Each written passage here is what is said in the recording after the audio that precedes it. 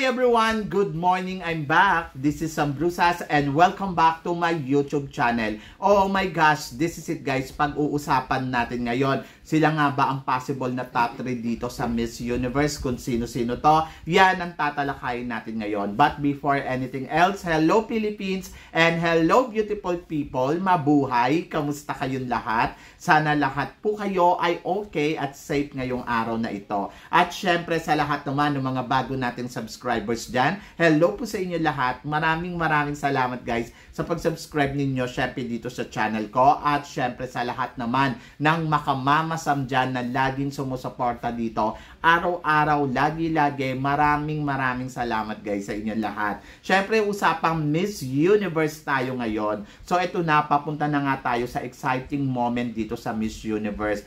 Ang darating na linggong to, ito talaga yung masasabi ko na wow, antindi. Ito na talaga yung masasabi nating exciting moment para sa mga kandidata ngayon dito sa competition ng Miss Universe. At hindi lang para sa mga kandidata to, para sa ating lahat na talaga naman nag-aabang at sumusubaybay dito sa Miss Universe. Are you excited guys? Kasi ako, yes, sobrang excited na ako. So, dito malalaman natin kung sino nga ba talaga ang malakas na kandidata. So, itong linggong to, papasok sila dito sa preliminary interview kung saan talaga magpapatagisan ng galing pagdating sa kudaan ng mga kandidata. Syempre, lalatag nila dyan yung advocacy nila. Diyan na rin nila ipapakita talaga kung ano ba ang purpose nila, kung bakit sila nandirito sa Miss Universe. Pero syempre, hindi natin mapapanood yung closed door interview nga eh. And then, nandoon din ang preliminary competition ng swimsuit at evening gown. Ito talaga exciting to kasi dito makikita na natin kung ano ang pinrepared ni Michelle D para sa competition ng preliminary competition. At syempre, nakikita na natin yung mga clips niya na naglalakad siya. To be honest, yung nakita ko yung kanyang pasarela, masasabi ko naman na may ibubuga. Pero syempre sana talaga mas maeksenahan niya pa to ng todo-todo sa gabi ng preliminary competition. Yung ayos ni Michelle D, sa totoo lang, sobrang natutuwa ako kasi talaga nag-i-improve na yung kanyang makeup. Lalo siyang gumaganda habang papalapit ang competition. Ang perfect ng makeup. And din yung baksak ng buhok niya, hindi na natin masyado napapansin. As in, parang natanggap na natin na ganun talaga ang buhok ni Michelle D. Pero syempre, may pasabog yan sa coronation night for sure, di ba? So, ako para sa akin, ang perfect ni Michelle D dito. Sobrang natutuwa ako sa laban niya dito sa Miss Universe kasi talagang plakado lahat.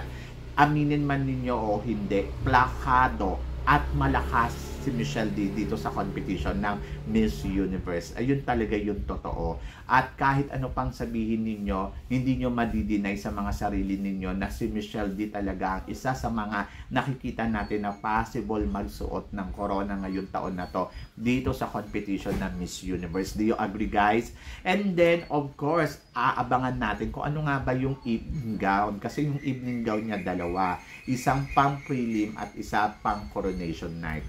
For sure, dalawang to parehas maganda. And then I'm so excited. Excited ako na hindi naman ako kinakabahan na nandoon ako sa momento na parang hindi ko alam. Kasi nagbibigay kasi si Michelle D araw-araw ng mga ipinapakita niya na ikakasaya natin eh. Kasi kung papansinin mo naman, di ba, from the day 1 until end hanggang sa kasalukuyan, nakikita natin si Michelle D na never naman niya tayo binigo pagdating sa kanyang styling. Ultimo nga yung mga Latinas nag-aabang na sa kanya, di ba? So never niya tayong pinahiya. And then nandoon ako sa momento na ano pa ba ang makikita natin dito kay Michelle D? Actually, nung dati natanong ko to sa sarili ko, yung kay Rabia, ano ba ipapakita ni Rabia? Kasi si Rabia, palong-palo naman at that time, para siyang si Miss Nicaragua, para siyang si Miss, masasabi ko, Dominican Republic, ganun yung mga eksena eh. Tapos pagdating ng competition na talaga, yung labanan na, wala naman nang ibinuga. Kaya parang, hala, hanggang doon na lang pala yung level ni Rabia at that time. But, syempre, si Rabia, proud pa rin ako kasi nailaban naman niya ng maayos ang Miss Universe na nung mga panahon na yon. Nagkaroon lang talaga siya ng, alam mo yun, siguro, ang lalakas lang talaga ng mga kalaban at that time, kaya hindi rin talaga siya nakapalo na ng todo. But syempre yung expectation natin sa kanya ang taas. Ang sabi ng mga tao, wag daw tayo masyadong mag-expect kay Miss Michelle D. Ako para sa akin, hindi mo maiiwasan eh. Kasi lalo kang na-excite, lalo na papalapit na yung competition talaga nila. Lalo kang na-excite doon na ano ba talaga yung makikita natin. Hindi ko alam, as in talagang hindi naman ako kinakabahan. Parang kasi siguro ang laki ng tiwala ko kay Michelle D, kaya ganon. Anyway, so sino-sino ba yung mga kandidata sa ngayon na masasabi ko na pasok sa top 10 ko? So, isa dito sa mga nakikita ko na talagang eto ha, sobrang naniniwala ako sa mga kandidatang to na makakapasok sila sa top 10. Uunahin ko si India. Si India kasi imposibleng hindi siya makarating. So yes, sinasabi nung iba, hype lang si India. Pero I think hindi eh. Mayroon siyang unique na tinatawag na yung personality niya talaga yung makikita mo sa kanya dito. And then hindi siya nagpapanggap, nandoon siya sa punto na talagang iba yung dating niya, malakas yung dating niya, ang bibo ng eksena niya, and then nandoon siya sa momento na talagang handa din siya sa competition. So parang feeling ko, isa to sa mga papasok talaga sa top 10, si India. For now ha, para sa akin. So tignan natin in the future. Next is Colombia. Si Colombia kasi, maganda yung ino-offer niya, and then ang sexy nito pagdating na masarampahan ay talaga naman, oh my god, nangangabog din to. Yung eksena niya na alam mo na hindi mo matatanggihan, ando doon kasi siya talaga na magaling siya pagdating sa performance, plus ang sexy pa niya, plus nando doon na alam mo yung Miss Universe na bagong susi ngayon na Miss Universe na with married woman. So sabi ko nga, malaki yung laban dito ni Colombia. So, dalawa sila. Next is Brazil. Si Brazil kasi, iba din yung nakikita kong galawan ni Brazil. Medyo nakakatakot kung iisipin mo. Pero, talagang nagsashine siya eh. So, matagal-tagal na rin hindi nakakapasok sa semifinals ang Brazil. But this time, I think papasok sila. Kasi yung kandidata nila, bukod dun sa maganda na may ino-offer pa talagang kakaiba. So, India, Colombia, Brazil. Next is France. Yes. Aminin man natin o hindi, malakas si France. Ang lakas maka-elegante sa competition. Tapos, parang lahat ng pinapakita niya, plakado. So, sabi ko, walang rason na parang hindi sila malaglag sa semifinals. Pera na lang kung yung advocacy niya talaga ay hindi magugustuhan ng organization or merong pang mas papalo na mas bongga sa kanya. So, doon ko nakikita na pwedeng malaglag talaga si France. Pero, for now, sabi ko sa'yo, grabe, malakas pa rin talaga ang laban ng France sa competition na to. And then, of course, gusto ko din si Chile. Si Chile kasi iba pa rin yung ino-offer niya na advocacy dito sa Miss Universe. Di ba sila yung maraming adapt? Tapos parang, alam mo yon, maganda yung istorya niya, plus ang galing din pagdating sa performance level, nakikita mo rin pumapalo. At parang feeling ko makikipaglaro sa competition. And then, pwede din makapasok si Indonesia or Cambodia. Yes, isa sa kanila. Parang feeling ko isa sa kanila makikipaglaro dito sa competition. Kasi si Cambodia, parang feeling ko last year na ipasok nila si Laos. Ngayon, parang feeling ko ipapasok naman nila si Cambodia. Medyo nakakagulat to, but may nararamdaman ako sa eksena niya na parang medyo iba din yung niyan. Pero kasi ang mahirap kasi sa Cambodian, hindi sila marunong mag-English. So hindi ko alam kung paano sila magkakaroon ng presentation na maganda doon sa closed door interview. Pero na lang kung talagang pak na pak talaga yung istorya niya. But si Indonesia, nakikita ko na medyo malakas kasi maganda yung backstory ni Indonesia. Saka alam mo yon, kahit na nagkaroon ng aberya yung laban niya sa Miss Indonesia, yung kumbaga parang nagkaroon ng problema, tas nakita pa rin natin na wow, andito pa din siya sa competition, positive pa rin yung tingin niya, 'di ba, sa outlook niya sa buhay. So parang feeling ko, magandang example to.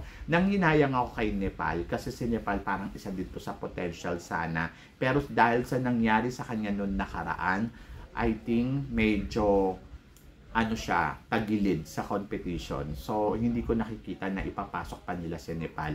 But sa kanilang tatlo, malinaw sa akin na pwedeng pumasok bilang dark horse candidate si Miss Indonesia. So, siya yung pang-anim ko. And then, nakikita ko din sa competition na to na pwedeng pumasok talaga si Thailand. Si Thailand kasi kahit anong mangyari, papasok at papasok si Thailand. Pwede siya makarating sa top 5, pwede siya makarating sa top 3, pwede din manalo. Pero sa ngayon, dahil sa gitgitan yung labanan, malakas yung kumpiyansa ko na hanggang dito lang muna yung mararating ni Thailand. Sa ngayon ha, kasi hindi ko pa alam kung ano ba yung i-offer niya sa closed door interview. Hindi ko rin alam kung paano siya makikipaglaro. Kasi ngayon tinitignan ko si Thailand, medyo bumababa na yung energy niya eh. Hindi ko alam kung napapansin ninyo yon. Parang feeling ko tama yung ginawa ni Michelle D na dumikit siya ng todo-todo kay Thailand kasi parang ang dating sa akin mas parang nakapuntos dito si Michelle D kasi nailabas ni Michelle D yung alam mo yon, yung mga awkward moment na naiisip niya, and then plus nandoon siya na nakita mong sumaya siya, mas nag-i-enjoy siya. So, parang nagkakaroon siya more ng power. And then, at the same time, ang nakikita ko naman kay Thailand, kadidikit niya kay Philippines, medyo parang naging kampante siya sa competition. So, maganda yung game nilang dalawa. So, yon Thailand, and talagang masasabi ko nasa on game pa din. And then, next is, para sa akin, South Africa. Si South Africa, masasabi ko na medyo silent killer siya sa competition, and then medyo kinakabahan ako sa kanya kasi parang feeling ko meron siyang ino-offer na kakaiba, pero hindi ko lang sure kung ano talaga yung plan niya sa competition. Basta parang feeling ko mysterious siya sa competition na to, yung tipong nananahimik siya tapos bigla siyang bubulaga. Matatalo lang dito si South Africa kapag yung mga materials niya ay medyo hindi ganun kakabog, 'di ba? Kasi ganun yung nangyari sa kanila noon last time eh. Pumasok sila sa semifinals pero hindi kakabog yung mga materyales na ginamit niya. But for now, nakikita ko malakas pa rin si South Africa sa competition ng Miss Universe. So possible talaga siya nasa top 3 list ko for now. And then next is Mexico. Si Mexico, medyo kinakabahan din ako kasi katulad nga ni South Africa, tahimik lang, tapos mysterious yung dating. Hindi mo alam, hindi mo makuha yung timpla nila na ano ba talaga ang pinaplano ninyo at ano bang galawan ang ipapakita nila. So doon ka mag-aabang eh. Plus, nandito sa puntos na ang ganda ni Mexico. So nakakatakot kasi baka, alam mo yon, yung mag-base sila sa beautiful face. And then, I think Mexico is one of the beautiful face dito sa competition. Ang lakas maka-queenly nung ino-offer ni Mexico. So, siya yung isa sa mga nakikita ko na talagang matindi dito sa competition na to. And then, silent. And then, maganda yung communication skills. Plus, nandoon din talaga na masasabi mo performance level din.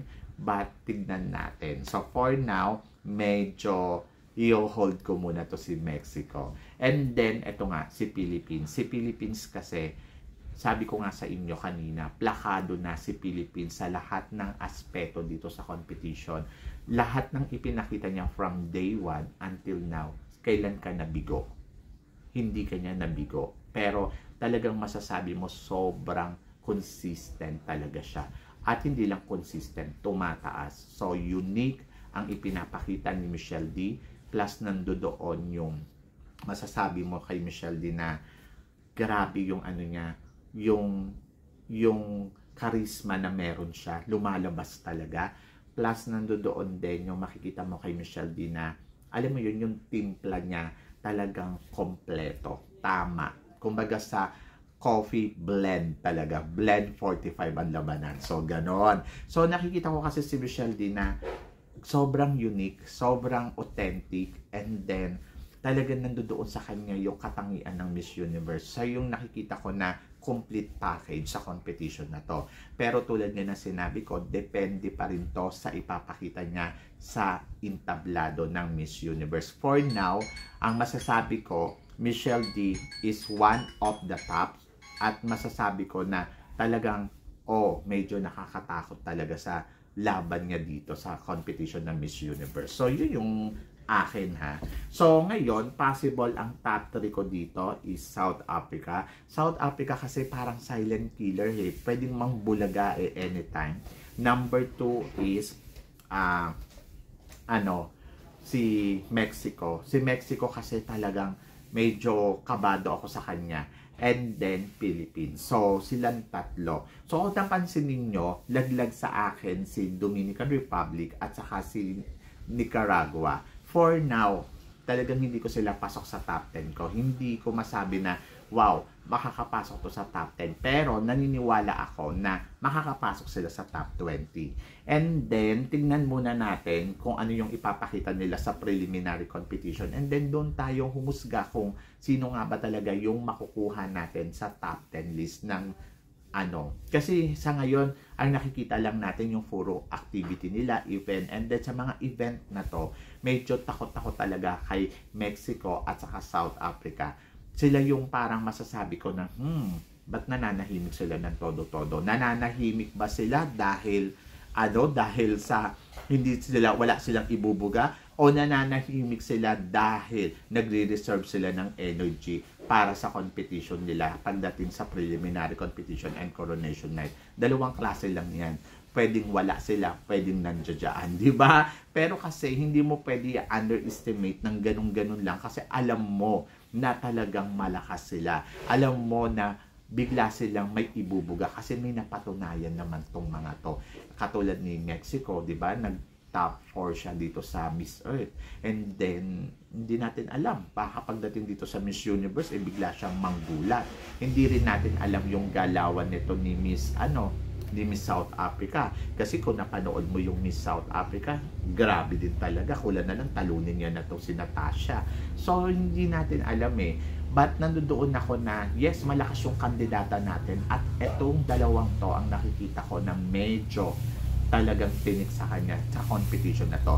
Totoo naman, lahat ng kandidata tinik. Pero sa top 10 na nakikita ko, etong dalawang to. So, yon. So, kayo guys, ano guys ang masasabi ninyo dito sa mga pinag-uusapan natin ngayon? So, please comment below para at least malaman ko naman kung ano ang chika mo dito sa mga tinatalakay natin. Tingin mo ba sila din ba talaga ang possible na top 3 mo? So, yun guys. Guys, maraming salamat guys sa inyong lahat. Syempre, sa walang sawang suporta na binibigay mo sa channel ko. At sa mga hindi pa po nakaka-subscribe dyan, please don't forget to click like and subscribe my channel. At i-click nyo na rin po ang notification bell para lagi kayong updated syempre sa aking mga chika. And then guys, huwag nyo pong kalimutan guys, i-like tong video natin.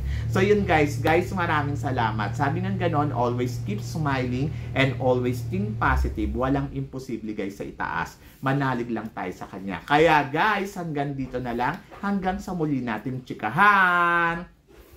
See you tomorrow. Thank you guys.